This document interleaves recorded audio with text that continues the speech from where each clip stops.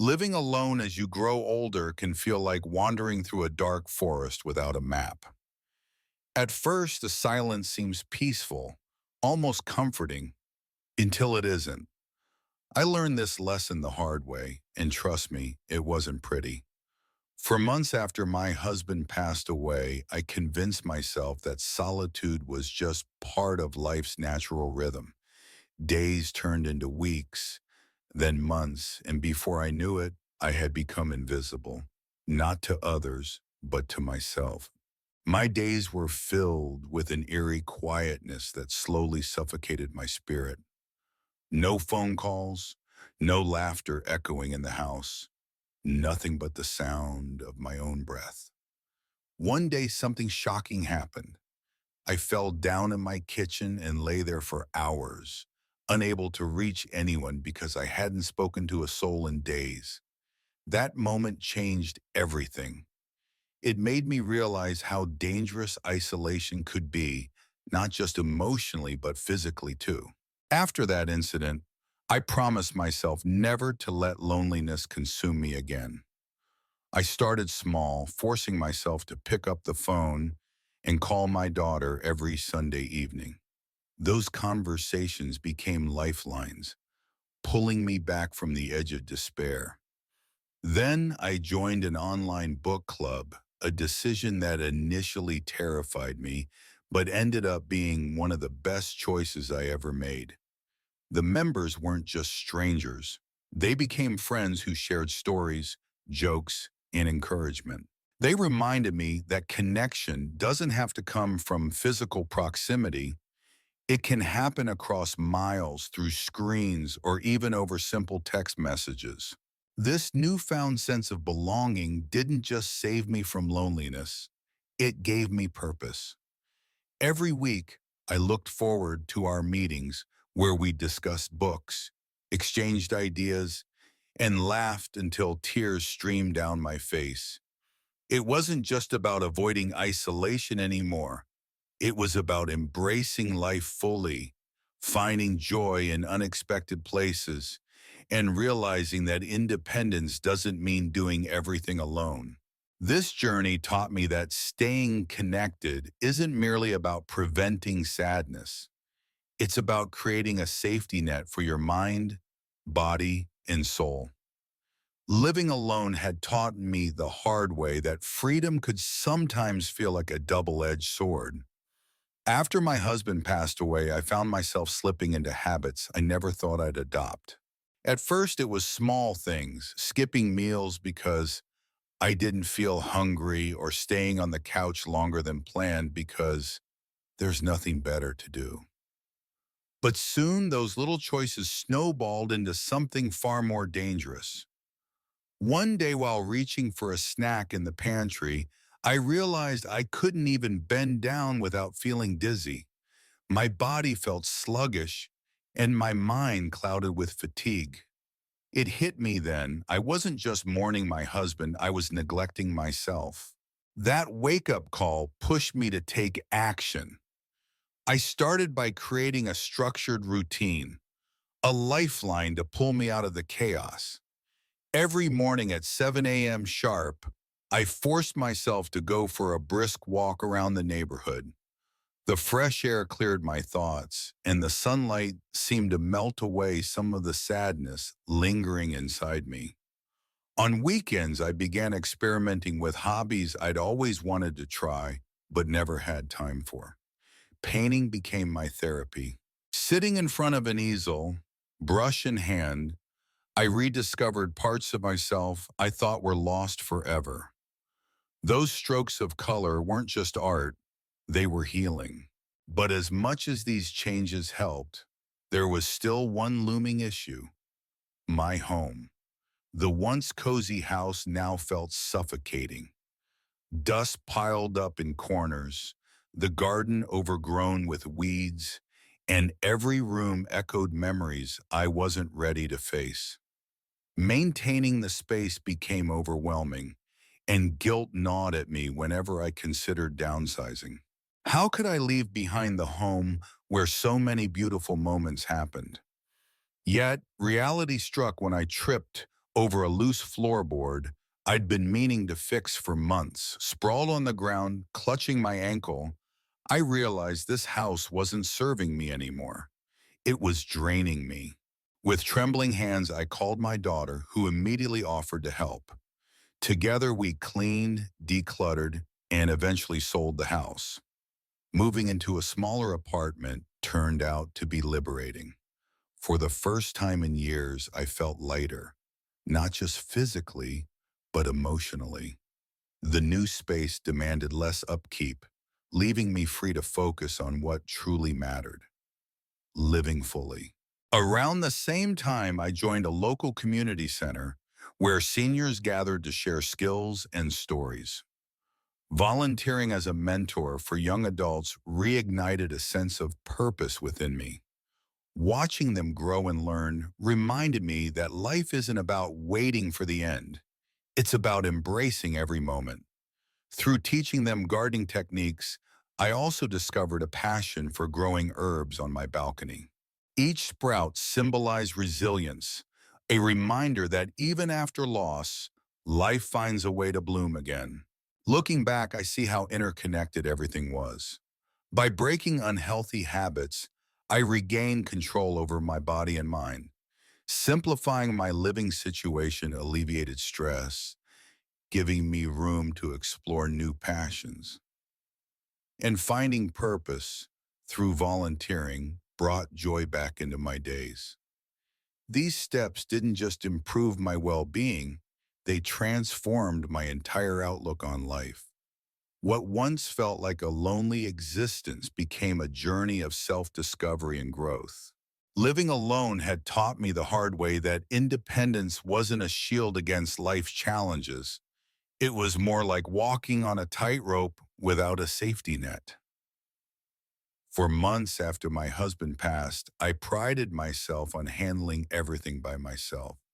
The bills, the groceries, even fixing that wobbly kitchen cabinet. I convinced myself it was proof of my strength and self-reliance. But one fateful evening, reality came crashing down in the most humiliating way possible. I was trying to change a light bulb in the hallway when the ladder slipped beneath me. I landed hard on the floor, clutching my ankle as pain shot through my leg. There I lay, helpless, unable to reach my phone or call for help. Hours ticked by, each minute stretching into an eternity of fear and regret. It wasn't until my neighbor stopped by unexpectedly the next morning that I was finally rescued. That incident shattered my illusion of invincibility. I realized how foolish I had been to think I could do everything alone. My stubbornness hadn't made me stronger. It had left me vulnerable. Determined not to repeat the same mistake, I began reaching out for help. At first, it felt unnatural, almost like admitting defeat. When I asked my daughter to assist with organizing our finances, guilt gnawed at me. What kind of mother couldn't manage her own money? But she didn't judge. Instead, she smiled warmly and said, "Mom, this is what families are for." Her words struck a chord deep within me. Slowly, I started building a network of support, not just family, but friends and neighbors too. They weren't there to take away my independence. They were there to protect it. With their help, I also tackled another problem that had been weighing heavily on me: the state of my home. After years of neglect, my once cozy house had become cluttered and chaotic. Piles of old magazines, unused furniture, and dusty knickknacks filled every corner. Every time I walked in, I felt suffocated, as if the walls were closing in. One day, while searching for a recipe book buried under piles of junk, frustration boiled over. I called my neighbor Susan, who had always offered to help. Together, we spent an entire weekend decluttering. We donated items I no longer needed, rearranged furniture to create open spaces, and added fresh flowers to brighten the rooms. By Sunday evening, my home felt transformed, not just physically, but emotionally. For the first time in years, I could breathe freely again. But creating a safe and nurturing environment went beyond just cleaning up. I installed better lighting in dim hallways, added non-slip mats in the bathroom, and finally fixed that rickety ladder. These small changes gave me peace of mind, knowing I was doing everything I could to prevent future accidents. My home became more than just a place to live. It became a sanctuary where comfort and security coexisted. The final piece of my transformation came when I addressed the emptiness of unstructured days. Before, I would wake up aimlessly, drifting from one task to another without purpose. Days blurred together, leaving me feeling lost and disconnected. Then, inspired by a story I read online about a retired teacher who created daily routines, I decided to try something similar. I started by setting alarms for regular meal times and scheduling short walks around the block. Mornings became sacred, a time for coffee, journaling, and listening to uplifting podcasts. Evenings were reserved for hobbies like knitting or watching documentaries. On Wednesdays, I joined a virtual book club, and Fridays were dedicated to volunteering at a local food bank. These activities gave structure to my week, filling it with meaning and connection.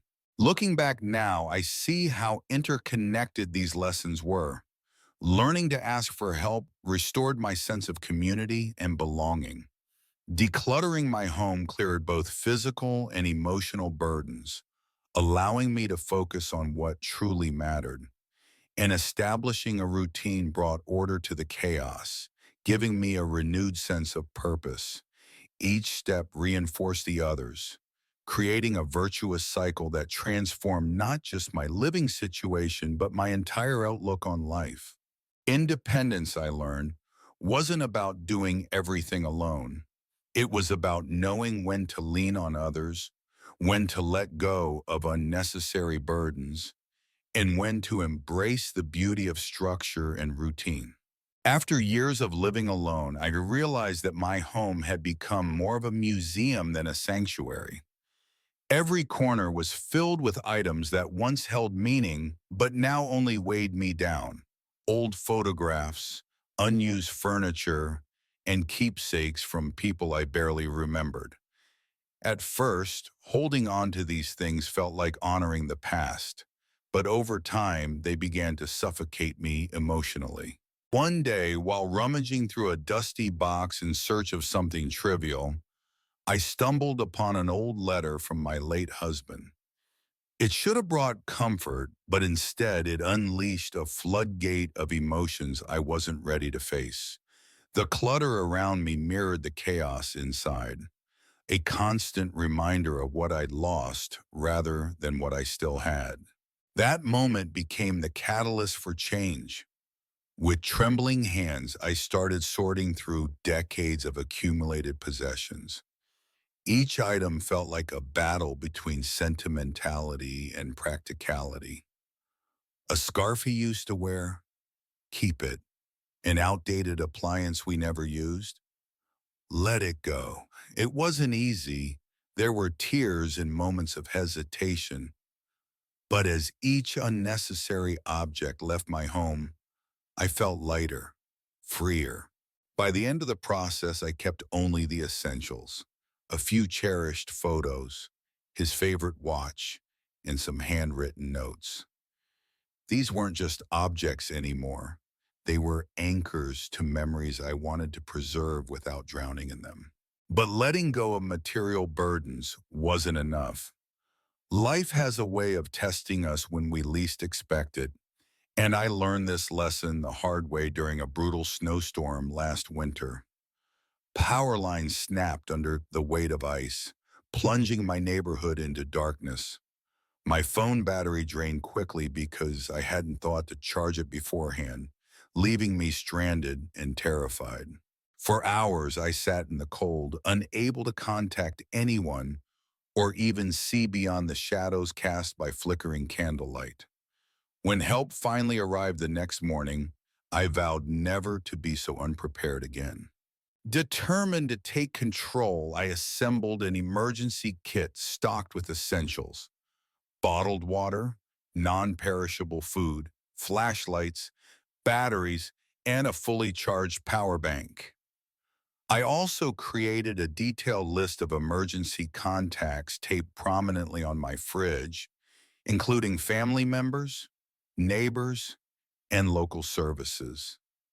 Now, no matter how unpredictable life gets, I know I'm equipped to handle whatever comes my way.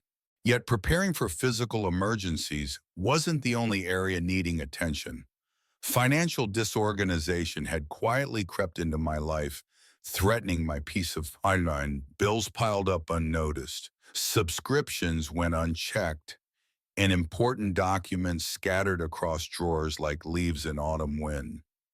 One particularly stressful evening, I discovered I'd been paying for a service I hadn't used in months. Frustration boiled over. I couldn't believe how careless I'd been. The solution came in the form of automation. I set up automatic payments for recurring bills and scheduled reminders to review monthly bank statements. Important papers were organized into labeled folders, stored neatly in a filing cabinet. This newfound structure gave me clarity, not just financially, but mentally.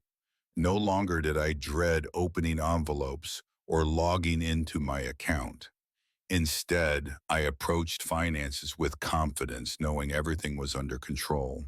Looking back, these changes transformed not just my environment, but my entire outlook on life. Letting go of sentimental clutter allowed me to create space for new experiences, things like joining a pottery class or volunteering at the community garden. Being prepared for emergencies empowered me to face uncertainty head on, while organizing my finances restored a sense of stability I hadn't felt in years. Together, these steps taught me that independence doesn't mean doing everything alone. It means taking responsibility for your well-being in every possible way. And though challenges still arise, I now meet them with resilience, courage, and hope. Living alone had taught me the hard way that safety wasn't just a suggestion, it was a necessity. After my fall in the kitchen, I realized how fragile independence could be when your environment wasn't designed with care. It wasn't just about avoiding accidents. It was about reclaiming control over my life and ensuring that every corner of my home supported me rather than threatened me. The journey to make my home safer began with what seemed like a simple task: conducting a thorough home safety assessment. I started by walking through each room as if seeing them for the first time. In the hallway, I noticed an old rug that had curled at the edges, a trap waiting to happen. My heart sank as I remembered nearly tripping over it just days before. That small oversight could have cost me dearly. I immediately removed it, along with anything else on the floor that didn't belong there. Then came the dimly lit staircase, a shadowy abyss where even daylight struggled to reach.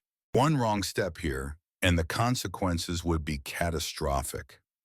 I installed brighter bulbs and added motion sensor lights so that no matter the hour, I'd never stumble in darkness again. But nothing prepared me for the emotional weight of addressing the bathroom, the place where so many falls happen without warning. As I stood staring at the slippery tiles, memories flooded back of my husband steadying me after I slipped while showering years ago. Back then, we laughed it off, but now the thought sent chills down my spine. Determined not to let fear dictate my movements, I took action. First, I installed grab bars near the toilet and inside the shower. Simple yet sturdy fixtures that gave me confidence every time I leaned on them. Next, I added a shower chair, which transformed bathing from a risky endeavor into a relaxing ritual. For the first time in ages, I felt secure enough to enjoy something as basic as washing my hair without worrying about losing my balance. The changes didn't stop there. Knowing how treacherous wet surfaces could be, I placed non-slip mats both inside the shower and outside on the bathroom floor. These mats weren't glamorous, but they became silent guardians against disaster. And because standing for long periods left me fatigued, I adjusted the height of the toilet seat, making it easier to sit and stand without straining. Each modification felt like armor protecting me from unseen dangers lurking around every corner. One evening, as I climbed into bed feeling proud of the progress I'd made, I reflected on how much these adjustments mattered. They weren't just practical solutions, they were acts of self-love. By taking charge of my surroundings, I wasn't merely preventing accidents.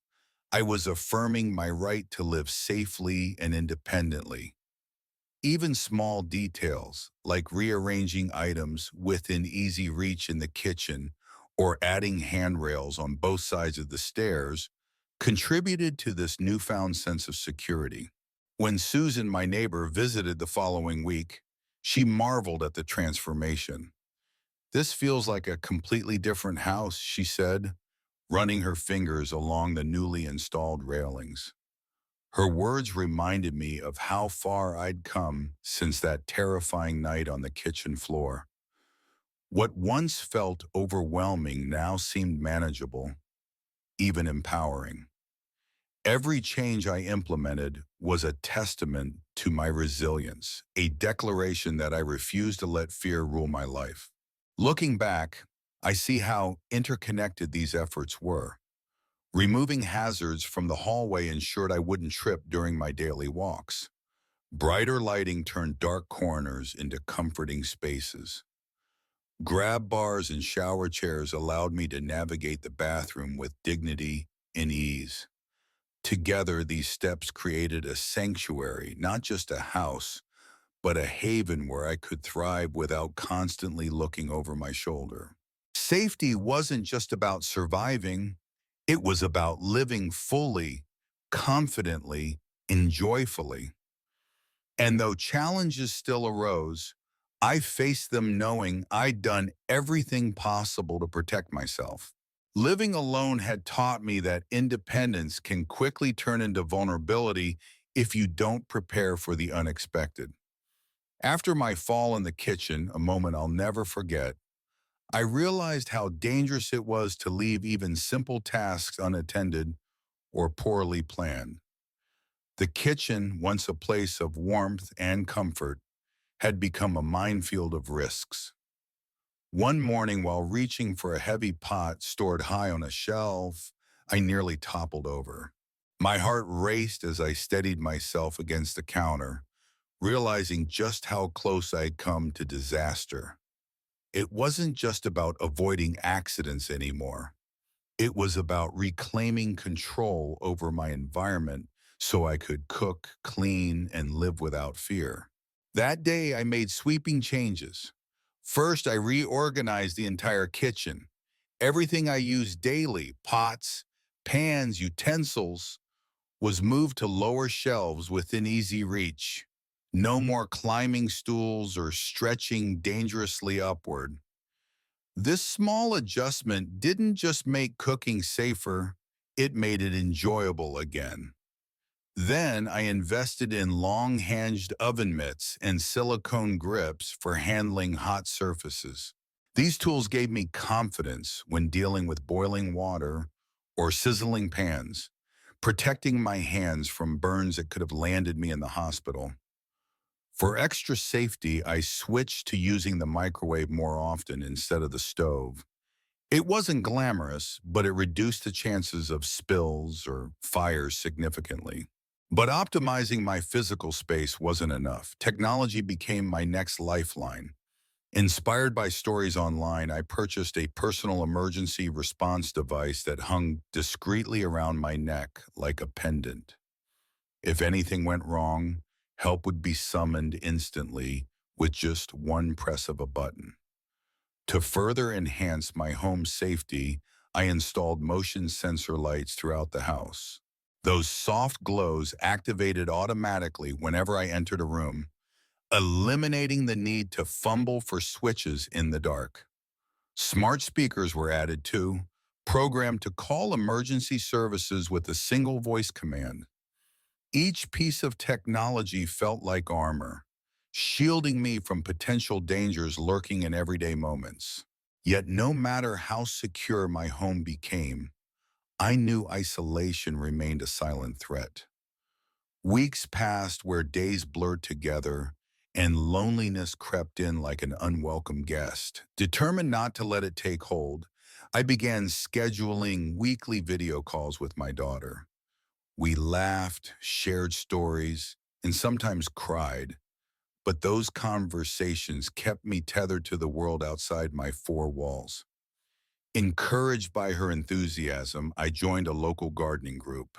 At first, walking into a room full of strangers terrified me, but soon their smiles and shared passion for plants warmed my heart. They weren't just acquaintances, they became part of my support network, reminding me that life still held joy beyond solitude. Despite these efforts, I couldn't ignore the looming possibility of emergencies.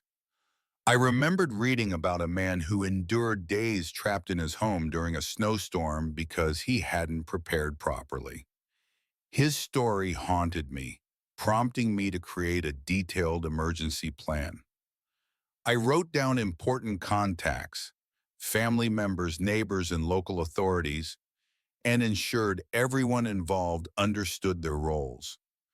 Together, we practiced scenarios ranging from power outages to medical crises. My daughter helped simulate drills, ensuring I knew exactly what to do if disaster struck. Having this plan in place gave me peace of mind, knowing I wouldn't face chaos alone. Looking back now, I see how interconnected these steps were. By simplifying my kitchen setup, I eliminated unnecessary risks. Technology provided layers of protection that bolstered my confidence. Staying socially connected filled emotional voids I hadn't even acknowledged until they were healed. And preparing for emergencies ensured I was ready, not just physically, but mentally for whatever lay ahead. Independence, I learned, wasn't about doing everything alone. It was about building systems and relationships that empowered me to thrive. Life may throw challenges my way, but with each safeguard in place, I stand stronger, braver, and more hopeful than ever before.